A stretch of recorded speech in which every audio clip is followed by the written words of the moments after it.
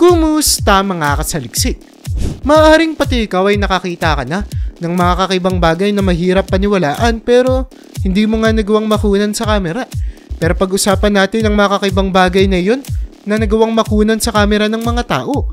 Kaya mula sa hindi matukoy na lumilipad ng isang pasahero sa eroplano hanggang sa pagpapaliwanag ng Pentagon ng Amerika tungkol sa mga UFO na ilang beses na na-report sa kanila ay pag-usapan natin.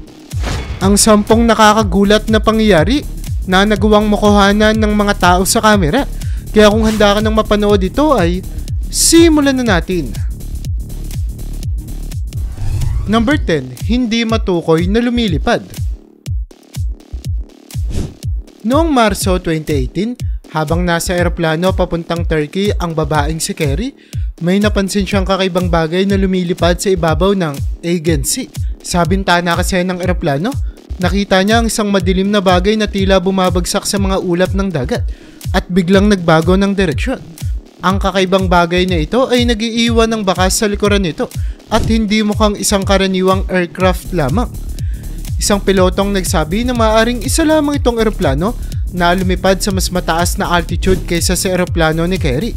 Paliwanag niya, ang kakaibang paggalaw at ang bakas ng usok ay maaaring dulot ng ilusyong likha ng magkaibang bilis at altitude ng dalawang eroplano. Gayunpaman, patuloy pa rin ang mga espekulasyon na maaaring ang nakita ni Kerry ay isang UFO na mula sa ibang mundo.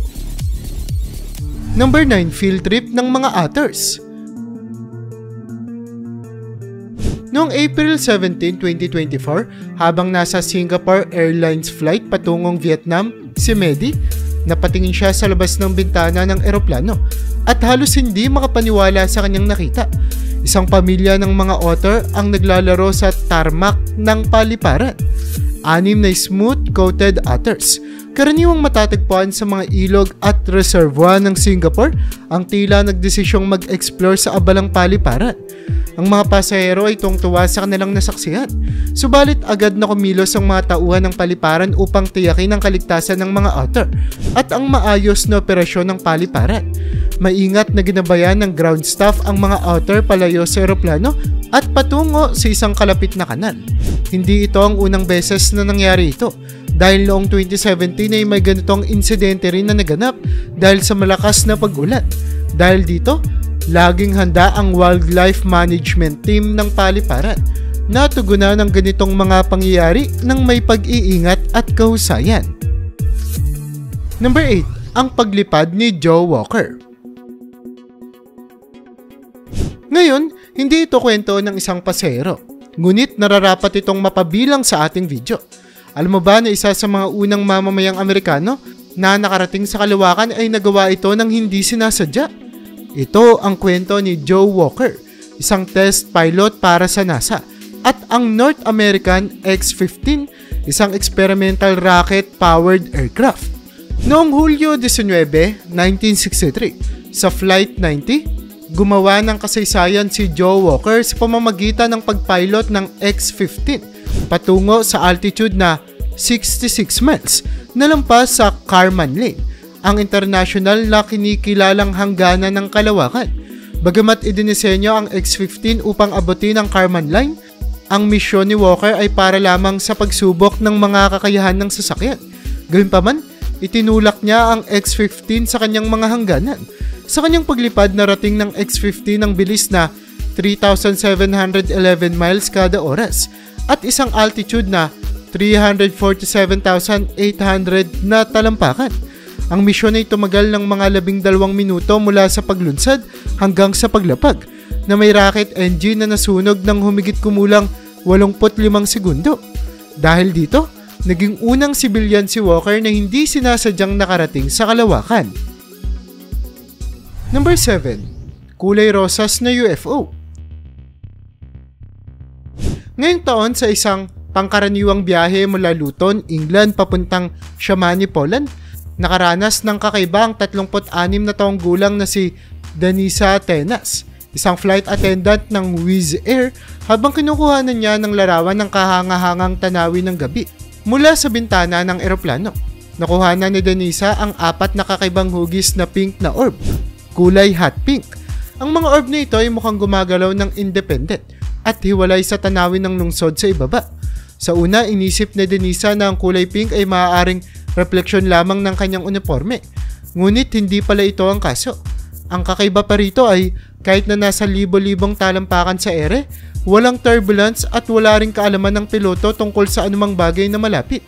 Makikita sa video ng mga orb na ito ay maliwanag na kumikislap laban sa madilim na kalangitan na nagpapakita na sila ay kakaiba. Sa halip na matakot, nasasabik pa si Denisa sa pag-aakalang nakakita siya ng isang UFO. Para sa kanya, mukhang mga drone ito, ngunit hindi pinapayagan ang recreational drone sa ganitong airspace. Ang pamilya ni Denisa ay kumbinsidong nakakita siya ng aircraft na may dalang extraterrestrial life forms at marami ring sumusuporta sa ideyang ito online. Ngunit ano sa palagay mo? Talaga bang maglalakbay ang mga alien sa isang kapansin-pansing aircraft dito sa ating planeta? Ang kulay na pink na ito ay lalo pang nagpapalito sa video na ito. Number 6, nag-iibang anyo na UFO. Noong 2022, isang nag-aalalang mamamayan ang nakakuha ng video ng isang kakaibang bagay na lumilipad. Mula sa malayo, halos magmukha itong ulap. Ngunit kinalaunan ay nagbago ito mula sa hugis na disk patungo sa isang pahabang tubo. Patuloy itong umahaba hanggang sa magmukha itong halos cylindrical na hugis. Kung makikita ito sa langit, siguradong mag-aalala rin ako. Sa una, nagmukha itong ulap, ngunit ilang segundo lamang ang lumipas at nakumpirma na iba pala ito. Posibleng isa lamang itong lobo. Ngunit may mga nagsasabi rin na maaaring isang parachute ito mula sa malayo. Ang iba naman ay naghayag na ito ay isa sa mga pinakamahusay na UFO clips na nakita nila at kailangan kong sumang-ayon doon. Wala akong maibigay na lohikal na paliwanag sa likod ng kakibang bagay na ito. Kaya kung meron kang tsorya, huwag mag-atubiling ibahagi sa mga komento sa ibaba. Number 5. Ang pagkatok ng leon. Ang mga leon ay kahanga-hangang nilalang. Kilala sila bilang hari ng kagubatan. Ngunit sa totoo'y naninirahan sila sa kapatagan at savanna ng Afrika. Ang mga leon ay nabubuhay sa mga pangkat na tinatawag na pride, na karaniwang binubuo ng mga magkaugnay na babae, kanilang mga anak at ilang mga lalaking leon. Ang mga lalaking leon ay maaaring tumimbang ng hanggang 500 pounds habang ang mga babae ay nasa 300 pounds. Sila ay malalakas at maliksi. Kaya nilang tumakbo hanggang 50 milya kada oras sa maikling distansya at tumalon ng hanggang 36 na talampakan. Kung ikaw ay mapagtuunan ng pansin ng isang grupo ng mga leon, mababa ang tsansa mong makaligtas. Kaya't kapag nakapunta ka sa isang national park o reserve, siguraduhin nakasara ang iyong mga pintuan ng sasakyan upang maiwasan ang mga ganitong insidente. Sa isang video mula sa South Africa, makikita ang isang babaeng leon na binuksan ang pinto ng sasakyan gamit ang kanyang bibig lamang na ikinagulat ng mga pasahero. Pinapakita ng video na kahit ang mga leon ay likas na mausisa, kaya't nararapat lamang na mag-iingat tayo at igalang ang kanilang teritoryo. Number 4. Moose Alert. Sa gitna ng kalawakan ng Alaska, isang kakaibang tanawin ang madalas makita ng mga motorista. Isang dambuhalang moose na naglalakad sa kalsada. Ang mga moose sa reyong ito ay kilala sa kanilang kahanga-hangang laki na may taas na umaabot sa 7 talampakan at timbang na umaabot sa 1,600 pounds. Ang pinakamalaki sa lahat ay ang Alaska Moose na nagpapakita ng tunay na kalakihan ng mga hayop sa kanilang likas na tirahan. Kahit na mga herbivore ang mga ito, hindi sila dapat lapitan ng basta-basta, lalo na kapag sila ay nasa kalsada. Ang mga moose ay may iba't ibang laki depende sa kanilang subspecies at tirahan. Sa Rocky Mountains at kanlurang bahagi ng Estados Unidos, matatagpuan ang Chiris moose, ang pinakamaliit na subspecies sa Hilagang Amerika. Kahit na sila ang pinakamaliit, ang mga lalaking Chiris moose ay maaari pa ring tumimbang ng hanggang 600 kilo at may taas na 6 na talampakan. Sa kabila ng kanilang laki, mahalaga pa rin respetuhin at iwasang galitin ang mga moose upang maiwasan ang anumang panganib sa daan. Number 3. Habulan sa tigre. Isang video ang naging viral ilang taon na ang nakalipas na nagpapakita ng dalawang lalaki na sakay ng motorsiklo sa isang kalsadang napapaligiran ng mga puno. nang bigla na lang lumitaw ang isang mabangis na tigre at hinabol ang dalawa. Sa kabutihang palad, hindi na tinuloy ng mandaragit ang paghabol at bumalik na lamang ito sa kagubatan. Ang dalawang lalaking ito ay mga opisyal ng Forest Department sa Kerala, India. Sila ay nagpapatrolya sa Matanga Wildlife Sanctuary nang biglang lumabas mula sa makapal na kagubatan ang isang malaking Bengal tiger at nagbigay ng takot sa kanila. Sa maikling ngunit nakakatakot na video, makikita ang tigre na tumatakbo papunta sa motorsiklo. Halos maabot na ang mga opisyal bago ito bumalik sa kagubatan. Ang Bengal tiger ay kilala sa kanyang lakas at liksi. Kayang tumakbo hanggang 40 milya bawat oras at tumalon ng hanggang 30 talampakan sa isang salta. Ang mga opisyal ay pinalad na makatakas ng walang pinsala. Ngunit ang ganitong mga insidente ay nagpapakita ng panganib na dala ng pakikipagtagpo sa mga ganitong nilalang. Bagamat delikado, patuloy pa rin ang proteksyon sa mga Bengal tiger dahil sila ay nanganganib ng maubos. Kaya't mahalaga ang mga misyong pang-conservation upang maprotektahan ang kanilang mga tirahan at mabawasan ang interaksyon sa pagitan ng tao at mga ligaw na hayop.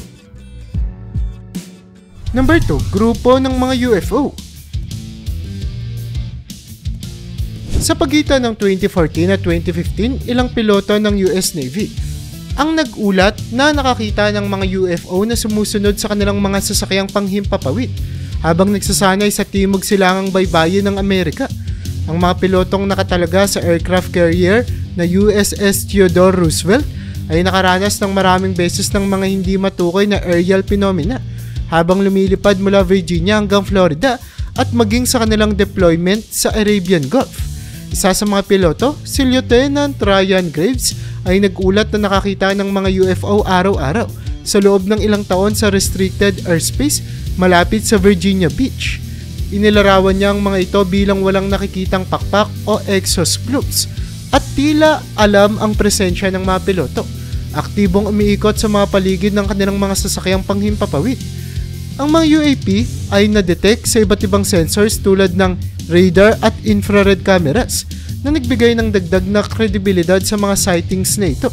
Isa pang piloto, si Lieutenant Danny Action, ay nagsabi na ang makitang parehong mga anomalya sa iba't ibang sensors ay nagpapatibay ng paniniwalang ito ay mga tunay na pisikal na bagay. Dahil sa mga ulat na ito, binago ng US Navy ang kanilang mga protocol noong 2015 upang hikayatin ang mas detalyadong pag-uulat at pagsisiyasat sa mga ganitong pagkakakita. Bagamat tila nakakaalarma ang mga insidenteng ito, itinuturing naman ng Navy na seryosong mga ito. Ngunit wala pang dahilan upang tayo ay mag-alala. Number 1. Ang pagsagot ng Pentagon. Noong Hunyo taong 2021, inilabas ng Pentagon ang isang ulat na nagbibilang ng 144 na pagkakakita ng tinatawag nilang Unidentified Aerial Phenomena o UAP, kung saan isa lamang ang naipaliwanag bilang isang deflated weather balloon. Ang natitirang 143 ay nananatiling misteryoso na nagbigay daan sa iba't ibang teorya at espekulasyon.